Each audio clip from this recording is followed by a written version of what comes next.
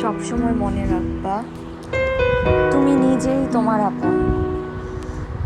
তোমার চেয়ে তোমার আপন কেউ নাই। একটা সময় পরে বাবা মাও পর হয়ে যায়, আর বাহিরের মানুষ তো দূরে থাকে। কখনো কাউকে বিশ্বাস করা উচিত না, কারণ মানুষ এখন বিশ্বাসের মর্যাদা দিতে পারে না। তুমি কারো সমস্যা বুঝিয়ে তাকে, সে তোমার বিশ্বাসের ফায়দা লুটবে। তো তুমি তোমার নিজেরই আপন।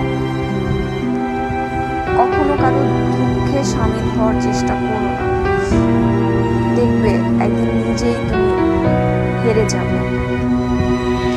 সাহায্য করলে শুধুমাত্র যারা চোখে দেখে না, টাকা দিয়ে সাহায্য করে।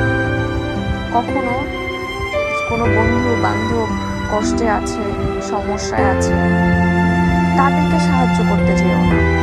দিন শেষে দেখবা তুমি তার চোখেই খারাপ। কি দরকার আছে মানুষের কাছে খারাপ হওয়া? নিজেকে ভালোবাসো, নিজের বাচ্চাদেরকে ভালোবাসো। এটাই জীবন, এটা ছাড়া আর কোনো জীবন নাই। কখনো কারো দুঃখ বুঝতে যেও না, বুঝাতেও যেও না, নিজের ভিতরের কিছু শেয়ারও করো না।